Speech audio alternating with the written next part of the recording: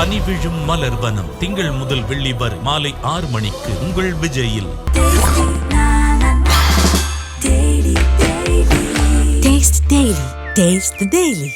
பெராண்டா race banking மற்றும் government தேர்வுகளுக்கான online மற்றும் ஆஃப்லைன் பயிற்சி. ஒரு பெரிய ஸ்டார் வந்து அவங்க ரீசெண்டாக பார்த்த ஒரு இன்சிடெண்ட்டை சரியா நான் பார்க்கல அப்படின்னு சொல்லிட்டோம் அந்த ஒரு நபர்கிட்ட சாரி அப்படின்னு கேட்டிருந்திருக்காங்க சோஷியல் மீடியாவில்.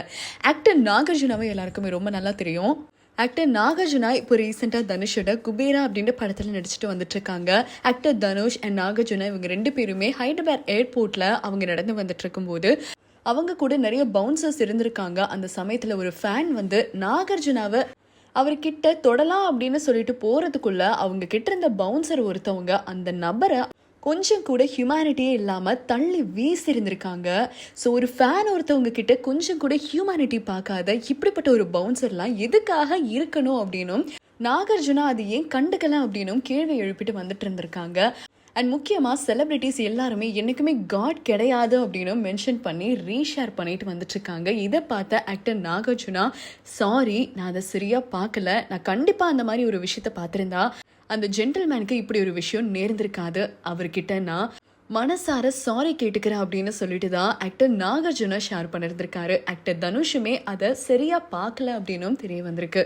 இதே மாதிரி இன்னொரு பாலிவுட் செலிபிரிட்டி பார்த்தீங்கன்னா சாரியா அதெல்லாம் என்னாலலாம் சொல்ல முடியாது, நான் அப்படி ஒரு விஷயம் பண்ணவே இல்லையே அப்படின்னு ரொம்ப தைரியமாக கன்வே பண்ண இந்த ஒரு விஷயம் கூட இப்போ வைரல் ஆகிட்டு வந்துட்டுருக்கு. டிரெக்டரும் ஆக்டருமான நானா படேக்கர் பற்றி எல்லாருக்குமே ரொம்ப நல்லா தெரியும். அண்ட் அதே மாதிரி தனுஸ்ரீ தத்தாவை பற்றியுமே தெரியும். ஏன்னா அவங்க வந்து ஆஷிக் பானாயா அப்படின்ற அந்த படம் மூலியமாக அவங்க நடித்து ஃபேமஸ் ஆனவங்க.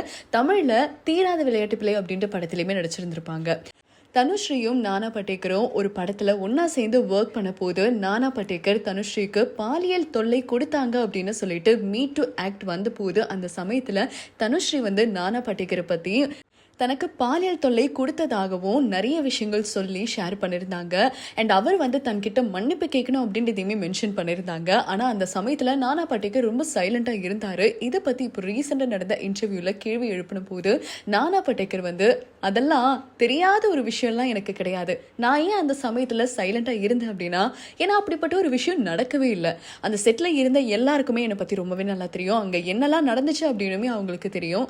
தேவையில்லாமல் பொய்யான ஒரு விஷயத்த இவங்க இப்படி பண்ணாங்க அப்படி பண்ணாங்க அப்படின்னு மீ டு ஆக்ட் வந்த போது ஒருத்தரை வந்து தாழ்த்தணும் அப்படின்னு சொல்லிட்டு தான் தனுஸ்ரீ இப்படி பிளான் பண்ணி எனக்கு எதிராக இந்த மாதிரி ஒரு விஷயத்த அக்யூஸ் பண்ணியிருந்திருக்காங்க.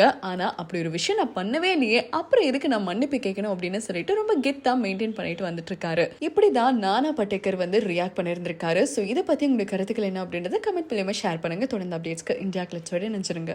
பனி விழும் மலர்வனம் திங்கள் முதல் வெள்ளி வரை மாலை 6 மணிக்கு உங்கள் விஜயில்.